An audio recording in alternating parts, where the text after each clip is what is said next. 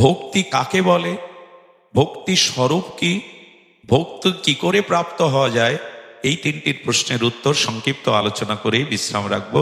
আপনাদের অত্যাচারের কারণ হব না, অনেক দূর থেকে এসছেন, আমাদের জানতেই হবে এই অন্ধকারে আলো কোথায়। দেখুন, একটা কথা বলি, একটা দিয়াশালায় এখনো গ্রামে ব্যবহার হয়, দিয়াশালার একটা কাঠিতে বারুস থাকে সামান্য। আচ্ছা, ওই দিয়াশালার কাঠিটা একটা জলে ফেলে দিলেন, জলের পাত্রে ফেলে দিলেন, নষ্ট হলো কিনা? ওই বারুস আর জ্বলবে না। আর একটা দিয়াশালার কাঠি ওই সামান্য বারুস ঘষে মন্দিরে প্রদীপ জ্বালিয়ে ওই একই জলে দিলেন, দুটো কাঠি নষ্ট হলো কিনা? কিন্তু দুটো বিফল হলো কি? দুইটাই কি বিফল হলো? সফল হলো কে জানেন? ওই বারুসটা যে কারণে ওখানে সংযোগ করা হয়েছিল সেই কাজটা সম্পন্ন করেই নষ্ট হলো। আগেরটাও তো নষ্ট হলো, এটাও একই জলে নষ্ট হলো, কিন্তু সার্থক হলো যে ওইটুকু প্রদীপ জ্বালাবার জন্য ওর ক্রিয়াটা করে তবে নষ্ট হলো।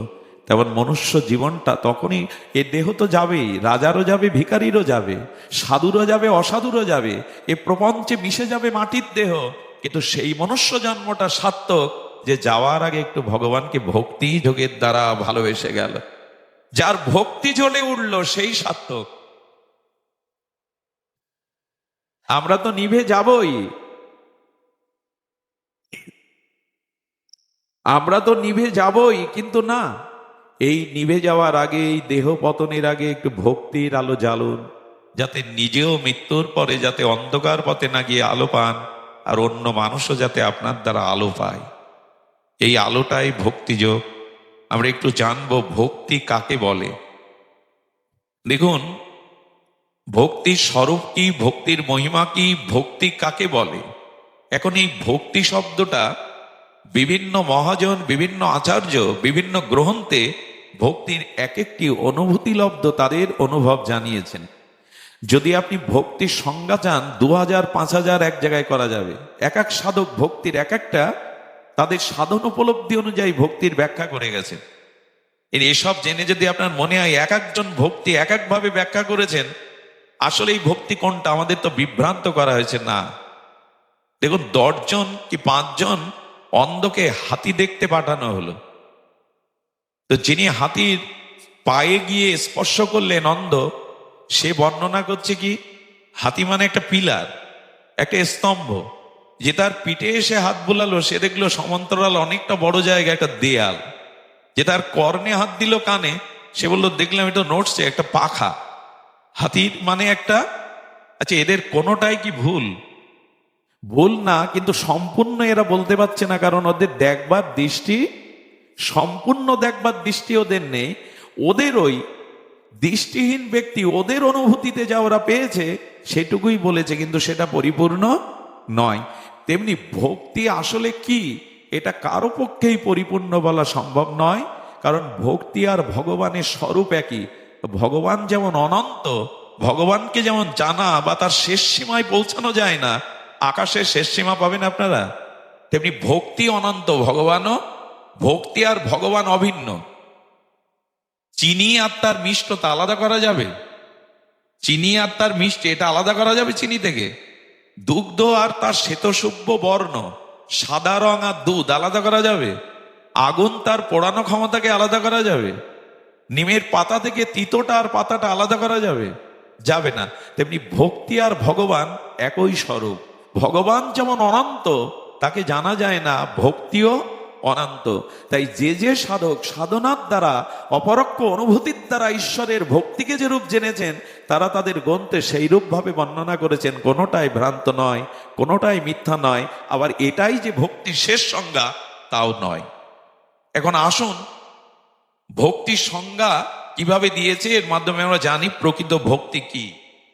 প্রথমেই বলবো, আমাদের বেদ ভগবান গোপাল তাপনী উপনিষদে বলেছেন, ভক্তি রস রাস নামাইব আস্বাদনা চমৎকারিত রস। অর্থাৎ ভক্তি বলতে গোপাল তাপনী বেদ ভগবান বলেছেন, ভক্তি মানে রস, ভক্তি মানে আনন্দময় রস।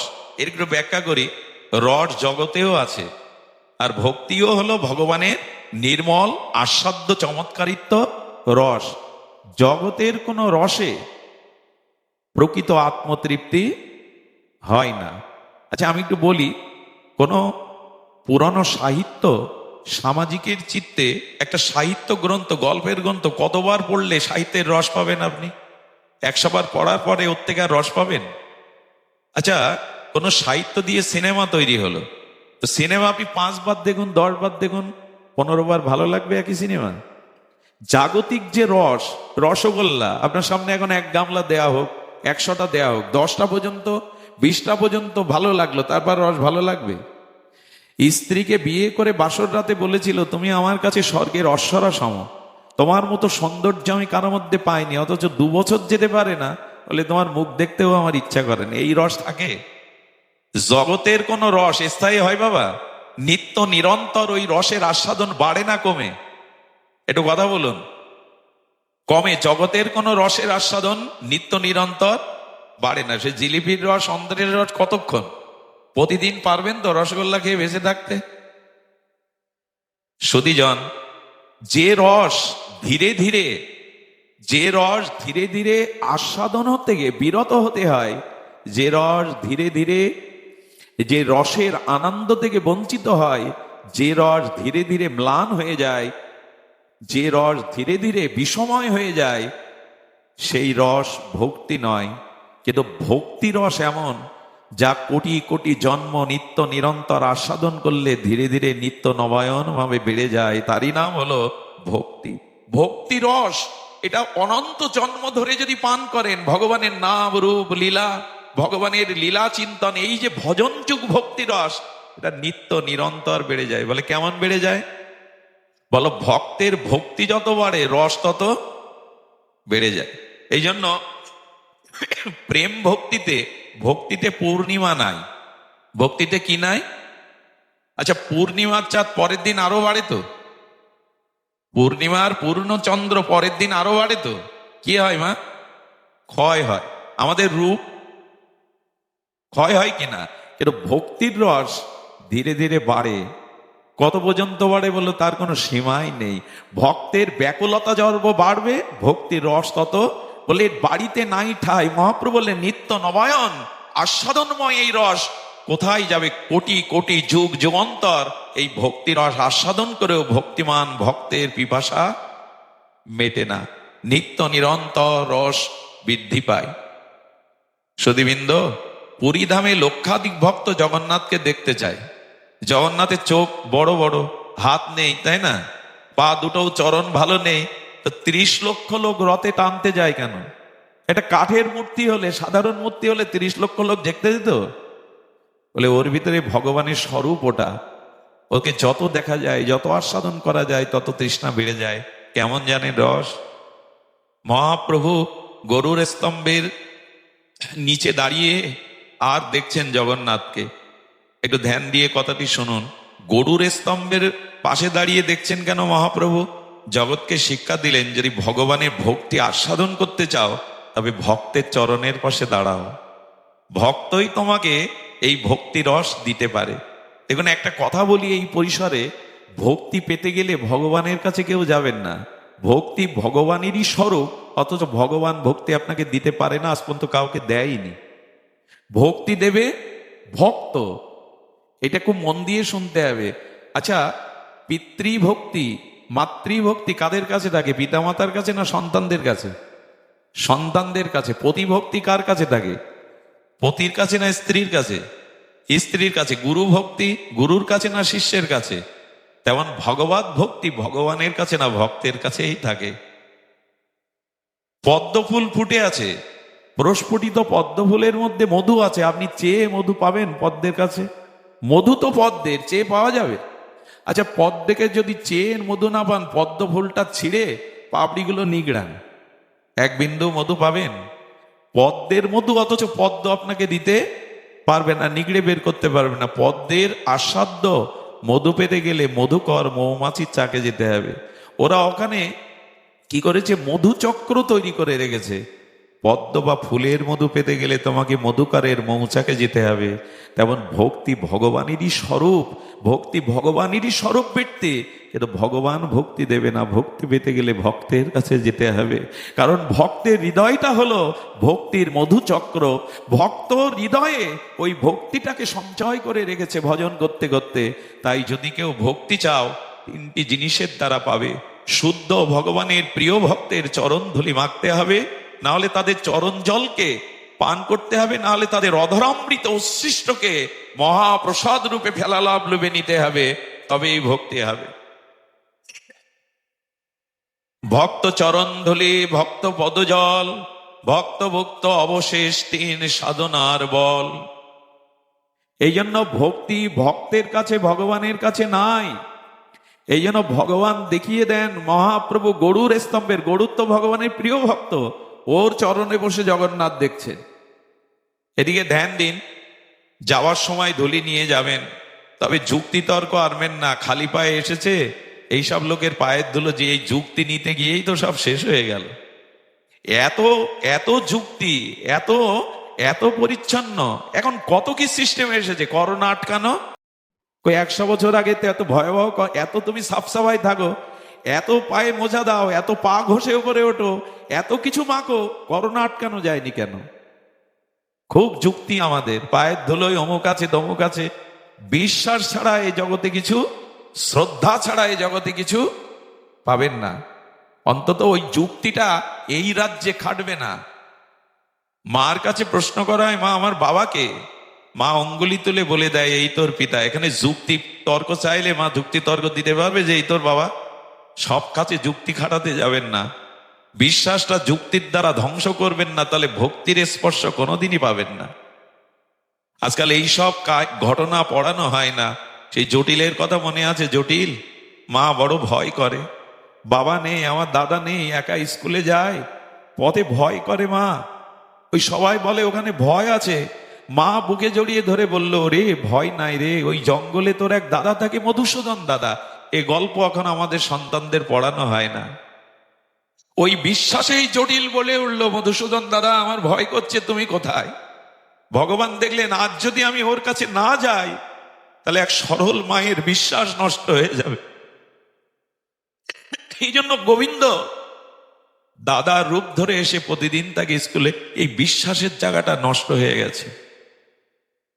আমরা আজ বড় যুক্তি, সব কিছুতেই যুক্তি দরকার।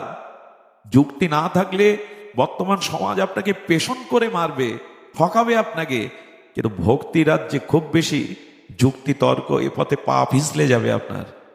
এই জন্য মহাপ্রভু গরুর স্তম্ভের কোলে দাঁড়িয়ে শিক্ষা দিচ্ছেন, ভক্তি ভক্তই দেবে, ভক্তের চরণে থাকো, তাদের চরণ ধরে পড়ে থাকো, ওদের একটা কৃপা দৃষ্টিতেই তোমার জীবনে ভক্তি আসবে। মহাপ্রভু চোখের জলে জগন্নাথকে দেখছেন। উনি জগন্নাথ দেখবেন কি? উনি কি দেখবেন? উনি রাধা ভাবে মাথুর বিরহে তার শ্যাম সুন্দরকে দেখছেন। মহাপ্রভু জগন্নাথ দেখছেন না, জগন্নাথের মধ্যেই রাধা ভাবে তিনি তার প্রাণনাথ ব্রজনাথ গোবিন্দকে দেখছেন। আর দেখতে দেখতে চোখের জলে ভেসে যাচ্ছে। মহাপ্রভুর ভাবটা দেখুন, জগন্নাথকে দেখছে আর ভাবাবেশে কণ্ঠ দিয়ে জগন্নাথ বেরোচ্ছে না। মানুষ যখন ভক্তি আসে, প্রেম আসে, তখন তার কণ্ঠ রুদ্ধ হয়ে যায়, তার শব্দ রুদ্ধ হয়ে যায়। মহাপ্রভু কি বলছেন জানেন? যজ যজ গগ গগ, জগন্নাথ হচ্ছে না। কণ্ঠটা বাষ্প এসে যেন রুদ্ধ করে দিয়েছে। যজ যজ গগ গগ। গোবিন্দ দাস বলছেন, প্রভু, গোবিন্দ দাস বলছেন, প্রভু সকাল থেকে মুখে কিছু দাওনি, একটু প্রসাদ তো নেবে। মহাপ্রভু হাত ইশারা করে বলছেন, আরেকটু দেখতে দাও, আরেকটু জগন্নাথ। আচ্ছা, আমরা জগন্নাথকে এভাবে দেখি তো, ভগবানকে মন্দিরে এভাবে দেখি তো? বলে সেই অন্তরের ভক্তি দৃষ্টি দিয়েই, ব্যাকুলতা দিয়েই ভগবানকে দেখছে। জানেন, মহাপ্রভু জগন্নাথকে দেখতে দেখতে যতটা কেঁদেছিলেন, আমি আপনাদের বিশ্বাস করাতে পারবো না। ওই চোখের জল একটা নালা তৈরি হয়েছিল, একটা ছোট খাল তৈরি হয়ে গেছে। এরই নাম ভক্তি। ওই অপরূপ রূপ মাধুর্য দেখে নয়ন ফেরাতে পারেন। একদিন মহাপ্রভু জগন্নাথের আরতি দেখছেন, মানব প্রাচীর হয়ে সবাই দেখছে। একটা খর্বকায় মহিলা, খর্ব মানে বেটে মা, মাতৃজাতি খর্বকায়, সে জগন্নাথের আরতি দেখতো। এত ব্যাকুল সে, আরতি দেখতে এসে মানব প্রাচীর ভেদ করে সে জগন্নাথের আরতি দেখতে পাচ্ছে না, ব্যাকুল হয়ে উৎকণ্ঠিত হয়ে ছুটছে, কোথায় একটু আরতি দেখব। হঠাৎ ওর আবেশে দেখছেন একজন কেবল পাশে স্তম্ভের পাশে দাঁড়িয়ে আছে। আসলে ও বুঝতে পারিনি চৈতন্য মহাপ্রভু ইনি। ওই মাটা কি করলো জানেন? জগন্নাথের আরতি দেখবে বলে পাঁচিলের ওপরে পা দিয়ে একটা পা মহাপ্রভুর কাঁধে দিয়ে দিয়েছে। যে মহাপ্রভু সন্ন্যাসের পরে বিষ্ণুপ্রিয়ার মুখ দেখেননি, তার কাঁধে একটা সাধারণ খর্বকায় মা জগন্নাথকে আরতি দেখবে বলে আবেশে পা দিয়েছেন। গোবিন্দ দাস সেবক বললেন, ওরে পাপিষ্ঠা, ব্রহ্মাও যার চরণ বন্দনা করে। সন্ন্যাস নেওয়ার পরে তিনি সন্ন্যাসের কঠোরতা সংযম বোঝাতে গিয়ে বিষ্ণুপ্রিয়াকেও দেখা দেননি, তার কাঁধে পা দিয়েছিস, তোর কতকাল নরক বাস হবে জানি না। রেগে মেগে ওই মাটিকে উনি লাভাতে যখন উদ্যত হবেন, মহাপ্রভু ইশারায় নিষেধ করলেন, ওকে ডেকো না, ওকে বাধা দিও না। ও জগন্নাথের প্রেমাবেশে, জগন্নাথের মধুর মূরতি আরতি, আরতি মানে বিশেষ রতি, ওই আরতিতে ডুবে গেছে। ওই মহিলাটা আরতি দেখতে দেখতে প্রেমে ওর গা কাঁপছে। মহাপ্রভু দেখলেন এভাবে পড়ে যাবে তো, মহাপ্রভু নিজেই ওই মহিলার পাহাটা হাত দিয়ে ধরেছেন যাতে পড়ে না যায়, যাতে আমার কি মনে হয় জানেন, যার জীবনে শুদ্ধ ভক্তি এসেছে, লোক দেখানো না, তাকে ভগবানই ধরে রাখেন, সে পড়ে না, তাকে পড়তে দেয় না ভগবান, তাকে পড়তে দেয় না। আরতি শেষে মায়ের জ্ঞান ফিরে এলো, দেখলেন শ্রীকৃষ্ণ চৈতন্য মহাপ্রভুর কাঁধে উনি পা দিয়ে আরতি দেখেছেন। অনুশোচনায় দগ্ধীভূত হয়ে চরণে পড়ে গেলেন, প্রভু তুমি ক্ষমা না করলে আমার কোনো গতি হবে না।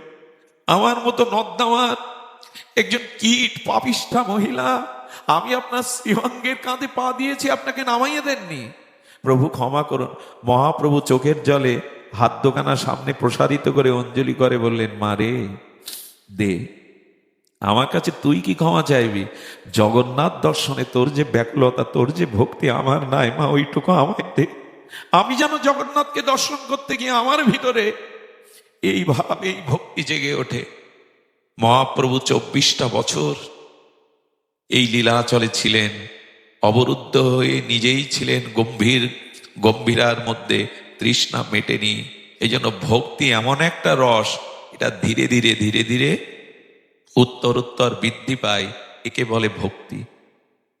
হরিকথা হরিনাম যত শুনবেন এর পিপাসা মিটবে না।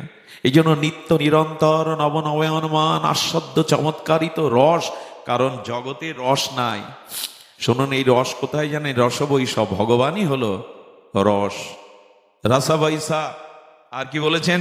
লব্ধানন্দী ভবতী, এই আনন্দ বা রস এগুলো ভগবান থেকে এসেছে।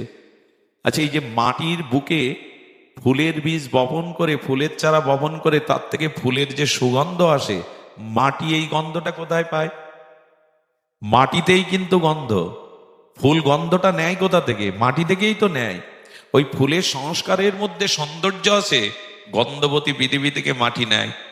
পৃথিবীকে প্রশ্ন করুন তো, মাটিকে তুমি এই গন্ধ কোথায় পেলে? জুই, চামেলি, গোলাপের, রজনীগন্ধার? বললো গন্ধটা আমার না, গোবিন্দের চরণের যে সুগন্ধ আছে, সেই গন্ধটুকু গোবিন্দ এই ধরিত্রীতে চরণ রেখে একটু দান করেছিলেন, সমুদ্রের এক বিন্দু, তাই মাটি ফুলের বক্ষে গন্ধ বিলিয়ে দেয়। গন্ধটা ভগবানের চরণেই। আচ্ছা, এক এক গাছে এক এক রকমের সবুজ পাতা, এক পাতাবাহারেই দেখবেন 3 কালার, হলুদ কালার, সবুজ কালার, লাল কালার। তো ওই কালারগুলো, নীল ফুলে নীল আসে কোথা থেকে? সাদা ফুলে সাদাটা কোথা থেকে আসে? বলে যে ফুলের যে সংস্কার, আর ওই রংটা পায় সূর্যের রংধনু থেকে। সূর্যের 7টা রং আছে, ওই সূর্যের রংধনু যে যে বৃক্ষের যে যে ফুলের যে সংস্কার, ওখানে ওই রংটাও টেনে নেয়। যেমন বৃষ্টির জল তিতিও না, মিষ্টও না, কিন্তু বৃষ্টির জলটা যেমন নিম্ন বৃক্ষ টেনে নেয়, নিম গাছের চারা যখন টেনে নেয় তখন ওর মধ্যে গিয়েও তিত রস হয়। যখন আখ গাছ টেনে নেয় তখন ওর মধ্যে গিয়ে আসলে জলের মধ্যে ওই তিক্ততা মিষ্টতা রস ছিল, কিন্তু আমরা আবিষ্কার করতে পারবো না। ওটা যে গাছের যে সংস্কার, তেমনি এই রস কোথা থেকে এসছে জানেন? আনন্দ রসময় রসিকেন্দ্র মৌলি রসিক শেখর, ভগবান থেকে এই রস এসেছে। এই জন্য মানুষ যে রস উপলব্ধি করে, এই রসের উৎস হলো ভগবান। তবে সেই রসটাকে যেন আমরা কামনার রসে রূপান্তরিত না করি। যেদিন আনন্দময় ভক্তি রসে রূপান্তরিত করতে পারবো, সেই দিনই এই জীবনে আনন্দ পাবো। আনন্দ ভক্তি রসে ছাড়া অন্য কিছু তো নাই। এবার ব্যাসদেব বললেন ভক্তির সংজ্ঞা শুনুন। ভক্তি কাকে বলে? আমি বেশি সময় না নিয়েও একটু ভক্তির সংজ্ঞা যখন শুরু করেছি বলি। ব্যাসদেব বললেন ভক্তি শব্দটা নিষ্পন্ন সম্পন্ন হয়েছে যে ধাতু থেকে, ওই ধাতু আলোচনা করলেই ভক্তি বোঝা যাবে। দেখুন, বীজ থেকে যেমন বৃক্ষ হয়, তেমন প্রতিটি শব্দ শব্দবীজ ধাতু থেকে তৈরি হয়। ভক্তি শব্দটা এসছে ভজ ধাতু থেকে। কি ধাতু থেকে? ভজ ধাতু।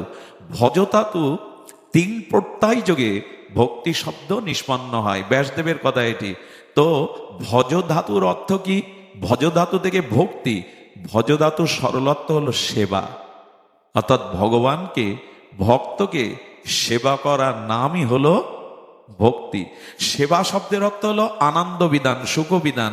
কাউকে সেবা করলে তার সুখ হয়। তো যেদিন আমার তনু মন প্রাণ দিয়ে আমি ভক্ত ভগবানকে সেবার দ্বারা নিঃস্বার্থ প্রেমানন্দ দিতে পারবো, এই সেবাটাই, এই আনন্দ সুখ দেওয়াটার নামই হলো ভক্তি। আমরা দেই তো, ভগবান যাতে সুখী হয় তা করি তো, ভগবান যাতে আনন্দ পায় তা করি তো। শুধু ভক্তবৃন্দ, এখানে একটি কথা বলা দরকার। আমাদের জগতের সেবা আর ভগবানের সেবা একরকম, আনন্দটা দুই প্রকারের। আচ্ছা, লক্ষ্য করুন তো, আপনি বাড়ির কোনো, আপনার বাড়িতে গিন্নি নাই, গিন্নি মাতা বাড়ি নাই, কেউ নাই, শীতের দিনে এক কাপ চা খেতে ইচ্ছা করেছে। আপনি যদি আপনার চাকর বাকরকে ডেকে বলেন এক কাপ চা করে দিতে পারিস, বলে মালিক আজ আমার হাতের বানানো চা খাবে? এটা তোমার ভাগ্য। এই আনন্দে ও চিনির বদলে ওতে লবণ দিয়েছে। আচ্ছা, ও যে আনন্দে মালিক আমার হাতে খেতে চেয়েছে, এই উচ্ছ্বাসে ওর মনে নেই, ও সেই চিনির বদলে লবণ দিয়েছে। এই চা খেতে খেতে মালিক সন্তুষ্ট হবে তো, যে তুই আমি খেতে চেয়েছিস আর আমি তোর হাতে খাবো বলে আনন্দে তুই ভুল করে দিয়ে বসছিস, ভাবে দিয়ে বসছিস, এভাবে ক্ষমা করবে তো? বলে যা, বেরিয়ে যা বেটা, চিনির বদলে লবণ। কিন্তু ভগবত জগতে সেবা কেমন জানেন? ওখানে যদি কলা ফেলে দিয়ে খোসাও খাওয়ান ভগবানকে, ভগবান বলবে কলার থেকে খোসা যে এত মিষ্টি আমার জানা ছিল না। ওইখানে ভগবান বস্তু দেখে না, লবণ কি চিনি, ভগবান দেখে তার হৃদয়ের ভাবটা। চিরচেনা কথা, বহুবার শুনেছেন।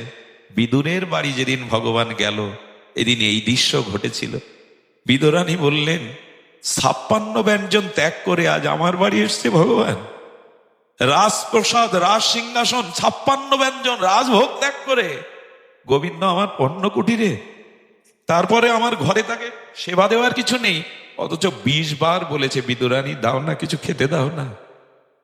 আমার কি মনে হয় জানেন, যতটুকু গুরু কৃপায়, আপনাদের প্রসন্ন কৃপায় শাস্ত্র দেখেছি, আমি বারবার দেখেছি ভক্তের কাছে গেলে ভগবানের ক্ষুধা পায়, অভক্তকে দেখলে বরঞ্চ ভগবানের ক্ষুধা, যদিও তার ক্ষুধা তৃষ্ণা নাই, তবু আপ্তকাম পুণ্যকাম ভগবান। যেমন ব্রজবাসীরা তাকে এত ভালোবেসেছিল, ব্রজবাসীদের দুয়ারে না দিলেও চুরি করে খেত। আমি যে ভক্তির কথা বলছিলাম, সে বড় মহিমা। আমি একটু পরে আসি। গোবিন্দ বলছে দেখো এই ভক্তির মহিমা দেখো। আজকে বিদুরানীকে বলছে বিদুরানী দাও না। বিদুরানী চোখের জলে বললেন দুর্যোধনের 56 ব্যঞ্জন ত্যাগ করে আমার কুটিরে এসে চাইছে, ঘরে কিছু নাই, কোথায় মুখ লুকাবো? কদলী বাগানে গিয়ে দেখে, কলার বাগানে গিয়ে দেখে এক কাঁদিতেই কিছুটা এক ছড়া কলা পেকেছে, ওটাও ভগবানের ইচ্ছা। তাহলে এক কাঁদিতেই বা কলা পাকবে কেন? ওইটা দ্রুত এনে আবেশে কলাটা ফেলে দিয়ে খোসা খাওয়াচ্ছেন। মনে পড়ে আপনার রাম আর লক্ষ্মণ বনবাসে শবরীর কুঠিরে গিয়েছে। শবরীর চোখ দৃষ্টি ভালো ছিল না, তাই বারবার বলতেন, গুরু মাতণ্ড ঋষি বলেছিলেন, ও শবরী রাম রাম জপ কর, একদিন তোর এই পণ্য কুঠিরেই রাম আসবে। কি করতো জানেন? ফুলগুলো রাস্তায় চাদর বিছিয়ে দিত। কেউ যদি ওই ফুলের উপরে পা দিত, বলতো তোমরা দিও না, আমি বুড়ি মানুষ, আমি ফুলগুলো বন থেকে তুলেছি। বলে পথে ফুল সাজাও কেন? বলে আমার রাম বনবাসে এসছে, তার পায়ে পাদুকা নেই, এই পথে আসতে গিয়ে যদি কাকর কাটা ফোটে, তাই প্রতিদিন আমি ফুল দিয়ে সাজিয়ে রাখি। আর কি করে জানেন? মালা গাঁথতে গাঁথতে ছুঁচের আঘাতে হাতটা ঘা হয়ে গেছে, তবু মালা গাঁথে রাখে। আর কি করে জানেন? আমার রাম এসে যদি বলে ক্ষুধা লেগেছে, তাই বনে কিছু ফল তুলে এটো করে দেখে কোন ফলটা মিষ্টি। আমার তো দৃষ্টি নেই, যে ফলটা মিষ্টি লাগে ওই ফলটা পাতার উপরে মেঝেতে রেখে দিয়েছে, আমার রাম যদি আসে খেতে চায়। রাম এলো, শবরীকে বললেন, শবরী বড় ক্ষুধা পেয়েছে, দাও না কিছু খেতে দাও। এই হলো ভগবানের বিষয়, ভক্ত দেখলেই তার, কারণ সেবাই হলো ভক্তি। ভক্তি কাকে বলে? সেবা দিয়ে আনন্দ দেওয়ার নামই হলো। আমরা শুধু সেবা নিতে শিখেছি, সেবা দেওয়া হয়নি বিধায় আমাদের মাঝে ভক্তি এখনো আসেনি। অন্যকে সেবা করে দেখবেন কি আনন্দ তাতে। সেবা আমরা নিতে শিখেছি। শবরীর এটো ফলটা যখন রঘুপতি রামচন্দ্র হাতে নিতে গেছে, লক্ষণ হাতে, প্রভু এটা করে না, তুমি এই নিচ জাতির শবরীর উচ্ছিষ্ট ফল খাবে, পাতার উপরে রাখা, দুদিন আগে তোলা। সজল নয়নে রাম বলছে, লক্ষণ, আমরা রাজ পরিবারে বড় হয়েছি, কিন্তু আজ খেয়ে দেখো ভক্তের অমৃত। এই ফল পেলে তুমি বুঝবে আমরা রাজ পরিবারেও এমন আস্বাদ্য পাইনি। রামচন্দ্র মুখে দেওয়ার সাথে সাথে লক্ষণ দিয়ে, রামও কাঁদছে, লক্ষণও কাঁদছে। ভক্তের দ্রব্যে এত এত মধুরতা থাকে। মনে পড়ে মহাপ্রভু কাজী উদ্ধার করে যেদিন আসছিলেন নবদ্বীপে, সেদিন এক দরিদ্র ভক্তের গৃহে মহাপ্রভু গিয়েছিলেন, শ্রীধরের গৃহে। শ্রীধরের গৃহে প্রভু কীর্তন করছে, নর্তন করছে। কীর্তন নর্তন করতে করতে প্রভু জল পিপাসা লেগেছে। শ্রীধরের ঘরে গিয়ে দেখে তার ঘরে খড় নাই, রোদ বৃষ্টি প্রবেশ করে, ভালো জলের পাত্র নাই যাতে জল রাখা, জল খাবে। মহাপ্রভু দেখলেন ওর মাটির পোটের উপরে, সোপানের উপরে এক লোহার জরাজীর্ণ কত ছিদ্র সারাই করে এনেছে কর্মকারের কাছ থেকে, তাতে জল রাখা আছে। মহাপ্রভু সেই জল পান করে বললেন, ভক্তগণ, ভক্তের পাত্রেও যে ভক্তি থাকে আমার জানা ছিল না। এই দেখো শ্রীধরের লোহার জরাজীর্ণ পাত্রেও কেমন ভক্তি, আমাকে কৃষ্ণ প্রেমে মাতোয়ারা করে দিল। শ্রীধর এসে চরণে পড়েছে, গৌরহরি। সবাই অপেক্ষা করছে, কত রাজগৃহ, কত আলপনায়কে, আর তুমি আমার গৃহে এলে, তাও লোহার জরাজীর্ণ পাত্রে জল খেলে গৌরহরি। শ্রীধরকে বলেছিলেন ভক্তের পাত্রের মধ্যেও যে ভক্তি থাকে, এটা আজ আমি জানলাম শ্রীধর।